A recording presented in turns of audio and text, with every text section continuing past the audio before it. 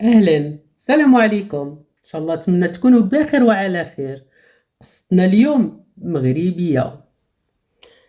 قصة 4 ديال الخواتات، عائلتهم اللي متكونة من الأم والأب ومرات الأب، وهما 18 أخ وأخت. البنيتات 5 والولاد الذكور 13. 12 من الأب والأم، وربعة ديال البنات هما من الأب والأم، وثمانية ديال الوليدات أي 12، وستة ديال الخوت من الأب ومرات الأب، بنيتة وحدة، وخمسة ديال الولاد ذكور. هاد العائلة كانوا عايشين على قدهم، وتبعوا معايا دقة دقة باش تفهموا القصة. الأب ديالهم اللي كان خدام في طاكسي، كان غير خدام طاكسي ماشي ديالو. الزوجات ديالو كانوا غير جالسين في الدار، وهو خدام على كل شيء. هاد العائلة ديالو اللي متكونة 21 شخص، 18 ولادو، الزوجات ديالو جوج، وهو نقولوا كانوا عايشين الفقر، والاب كان معيشهم كلهم في دار وحده. ودابا غادي نبداو بالاخت الكبيره في هادوك 4 ديال الخواتات، واللي سميتها سليمه، واللي من موراها سميتها صفيه، والثالثه سميتها يمنى، والاخرى سميتها فاتحه. حنا غادي نهضروا غير على 4 ديال الخواتات اللي من الاب والام. عندهم اختهم وحده اخرى باقا صغيره غير من الاب، هذيك ما غاديش نهضروا عليها. غادي نهضروا على هاد 4 ديال الخواتات وعلى قسوه الحياه عليهم. كل وحده عندها قصه. هاد البنات كلهم قراو حتى الخامسة أي الشهادة. سليمة اللي تزادت 1964. غادي نبداو من 1983 ملي كان في عمر سليمة 19 عام. تعرفت على واحد الشاب واللي كان خدام في الإسبان وسميتو الهادي. تعرف على سليمة وخرج معاها، عجباتو بزاف، وقال لها راني غادي نصيفط عائلتي نخطبك ونحدو موعد العرس. كان فصل الشتاء، وقالها في الصيف نديرو العرس. وهي سليمة طارت بالفرحة ما قدتها فرحة. قالتها لامها لخواتاتها، العائلة كلها عرفوا باللي شي ناس جايين يخطبوا سليمة. وجدوا اللي قدوا عليه فرحانين، والبنات وجدوا روسهم مشطوا لبسوا. طبعا حتى سليمة جاو الخطاب رحبوا بيهم ما قداتهم فرحة. وهي الأم ديال الهادي العريس تمتم قالت لهم ضياف ربي جينا نخطبوا بنتكم صفية. وهما بقاو غير مشوكيين، ياك جايين يخطبوا سليمة؟ ايوا سليمة بحال اللي جبتي سطل ديال المطايب وخويتي عليها. وهي امها ما صابت ما تقول، مرا على قدها ما على يدها حتى شي حاجة. وهي سليمة قالت لامها الله يبارك مبروك عليك يا اختي. وهي الام ديال العريس سميتها رقية، قالت لهم ايوا فكروا ردوا علينا. رجعوا لدارهم، وهو الهادي كيستنى على نار وفرحان. هو كيستنى، وخواتاتو ما قدوش يهضروا لان الراي والشوار على يد امهم رقيه، كلشي كيخاف منها. وهي تقول لولدها ناس ما بيهمش على قدهم. ايوا راني خليتهم يفكروا ويردوا علينا. راني خطبت لك صفيه، خطبتك اختها اللي صغر منها. هو يقول لها لا امي انا قلت لك سليمه اللي بغيت. وهي ام رقيه تقول له انت واش عرفك في حوايج النساء؟ انا عجبتني صفيه الزين والطول والعرض وباقا صغيره، عندها غير 17 عام. اما اختها سليمه واش عجبك فيها؟ رقيقه بزاف وقليوله. واش هذه هي المراه اللي نوريوها لعائلتنا والجيران؟ اختها اللي باقا صغيره وعندها غير 17 عام، لو كان شفت صفيه الطول والعرض والزين انا قلت لك صفيه هي اللي عجبتني. ايوا دابا ماشي لهادي اللي غادي يتزوج، غادي يتزوج مرقيه هي اللي عجبتها. هو يقول لها راني قلت لك سليمه انا هي اللي غادي نتزوج، وراني هدرت معاها وتفاهمت معاها وغادي نتزوج بيها. انا ما قلتلكش خطبي لي اختها. وهي تقول له شوف، ها دعوة الشر ها دعوة الخير. انا قلت لك هذيك راها ما عجبتنيش سليمة، ما عجبتنيش، ماشي ديك هي العروسة. قلت لك صفية هي اللي عجبتني. صافي. وهما عائلة سليمة ردوا على الخطاب، قالوا لهم حنا قابلين. قالوا والله وما تمشي وحده ولا يبقى كلشي جالس. وجايهم الخطاب من الاسبان، هما الاسبان كانوا غير كيسمعوا بيها، ما عمرهم حلموا كاع بيها. كان واحد وجوج اللي كان يمشي للاسبان في داك الوقت.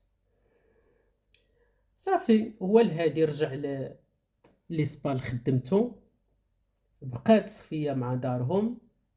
قعدوا واحد 4 شهور ولا 5، جا الصيف رجع دار العرس. دار العرس خلاها في دار باه، لان امهم هي اللي كتحكم الرقيه، كلشي على يدها، حتى واحد ما يقدر يخسر ليها. اللي تزوج كتبقى الزوجه ديالو معاها. خلاها مع عائلته ومع مو، وهي تضرب عليها الدكاكه، دايرها خدامه ليها ولبناتها، وحتى من كرشها ما شبعاهاش. طلق عليها الجوع، وما كاين لا خروج لا دخول. وإلا هدرت كتبقى حماتها رقية كتعاير فيها بالفقر، وباللي إن حصل لهم الشرف تناسبوا معاهم. وبقات صفية مستمرة في حياتها ما تقدرش تهدر، وهي طيح حاملة. زادت عندها بنية وسماتها نور. ودابا رجعوا عند سليمة، ولات عندها 21 عام. تعرفت على واحد السيد، لأن ما جاها حتى شي واحد، حتى شي خطيب. بالنسبة ليهم سليمة بارت، عندها 21 عام. واختها صفية دابا عندها غير 19 عام ومزوجة وعندها بنيتها. أما سليمة باقا غير هي. وزادت اختها الصغيرة اللي سميتها فاتحة تخطبات. وهاد السيد اللي تعرفت عليه سليمة مزوج وعنده 6 ديال الوليدات، 3 ديال البنيتات و3 ديال الوليدات ذكور. وهاد السيد سميتو احمد. والسي احمد طلب من سليمة الزواج، بغا يمشي يخطبها. وهي سليمة كانت كتعرف فين كيسكن السي احمد مع عائلته ولادو ومراتو، وكانت عندها الجرأة باش تصارح الزوجة ديال السي حمد باللي بغى يتزوج بيها. وهي الزوجة قالت لها مبروك والف مبروك، انا باغا غير نتفك منه. وسليمة قالت لها علاش هو قبيح لها الدرجة؟ وهي تقول لها اكثر ما تصوري. وحكات لها كلش، باللي ما عندهاش الاب والام ولا خوت اللي يحميوها منه. ودابا كنستنى غير وليداتي يكبروا شويه ويشدوا بليصات وغادي نمشي من عنده. والسي حمد عنده 45 عام، والزوجه ديالو مت ولادو حتى هي باقا صغيره ماشي كبيره.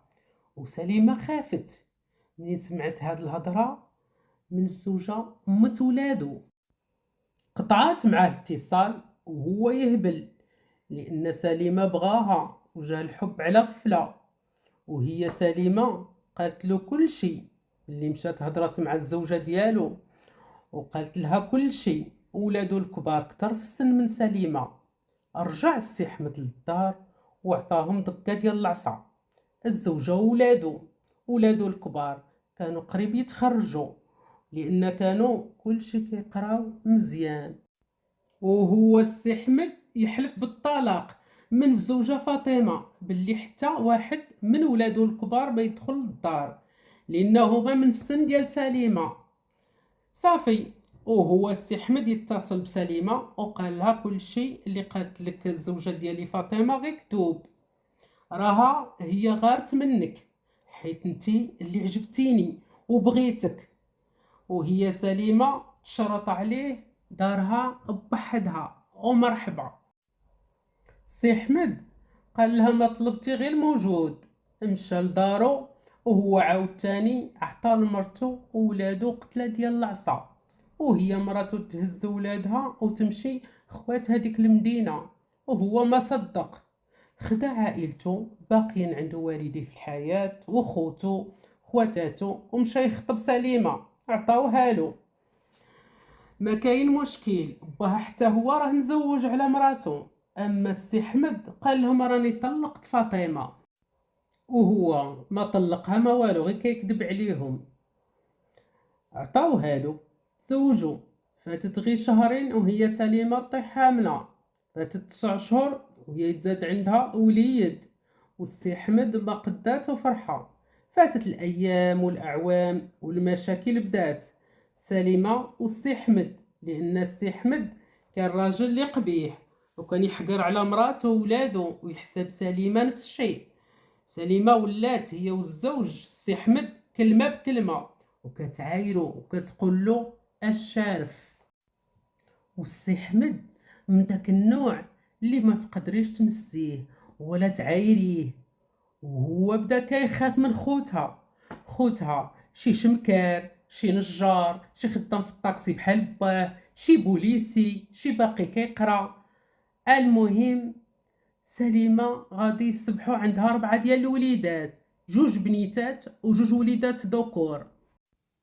كبرات المشاكل بيناتهم، وسليمة تطلب الطلاق وهزات وليداتها ومشات عند عائلتها.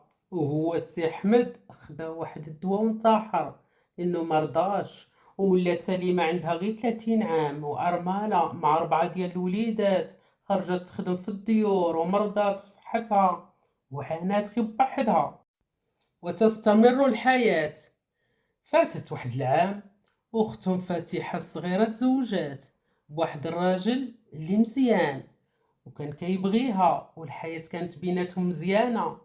ولكن الزوج حتى هو كان صارم بزاف وكان كيغير على فاتحة. وفاتت عامين عاد غادي تطيح فاتحة حاملة، طبعا بالمساعدة ديال الدواء وديال الطبيب. خدات العشوب، خدات المساخن باش تحمل. بالنسبة ليهم عامين راها تعطلات، راها ما كتولدش. وواحد النهار ما بيها ما عليها غادي تحس بالدوخة، وهي تمشي عند الطبيب ويقول لهم مبروك مرتك حاملة. ايوا سعيد ما قداتو فرحة، سعيد هو الزوج ديال فاتحة.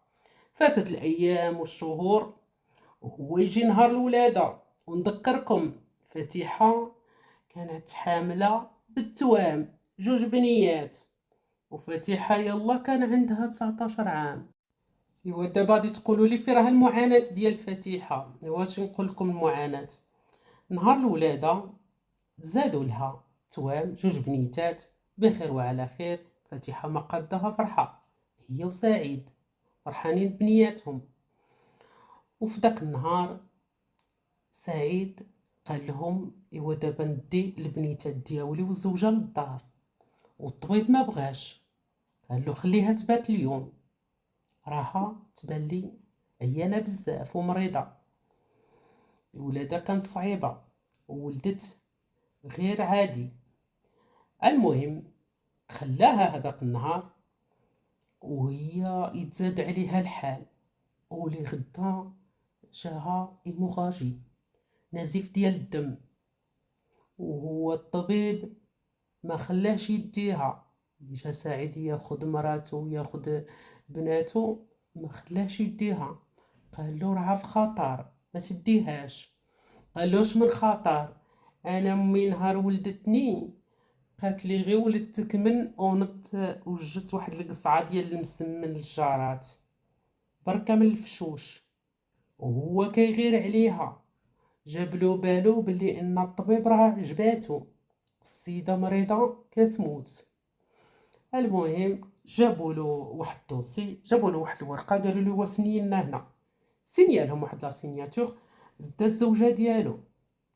وبقات كتنزف ونهار 3 ايام باش يديروا 3 ايام ديال البنيتات. داروا 3 ايام وداروا العشاء الله يرحمها، وماتت وهي باقا صغيره. صراحه هبلوا عليها دارهم.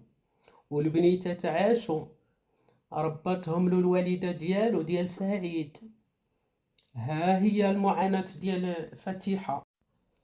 ويمنى لحد الان ما تزوجت، زايدة في 70، عندها 54 سنة دابا، وما عمرها تزوجات. تعقدات من الزواج ديال خواتاتها، من سليمة اللي الراجل مزوج وبولادو وانتحر وعذبها الصراحة، ومن صفية اللي داتها حماتها جايين يخطبوا سليمة وخداتها هي ودارتها خدامة عندها وعذباتها، والراجل هرب ما رجعش، بقى في الاسبان تزوج في اخرى وسمح فيها. وفاتحة اللي مشات صغيرة ضحية، ودابا يمنى تعقدت من الزواج. وهذه هي حياة 4 ديال الخواتات، لأن عائلتهم الأب ناس فقراء اللي جا كيعطيوه بالنسبة ليهم. ما عندهم البنات ما يجلسوا يديروا، هما ما كيسولوا ما كيختاروا، اللي جا يعطيوه باش تحيد، كي كيقولوا باش تحيد من الطريق، باش تخلي لخوتها البلاص. وهذه هي قصة 4 ديال الخواتات، ونقول لكم تبقاو على خير. بسلامة.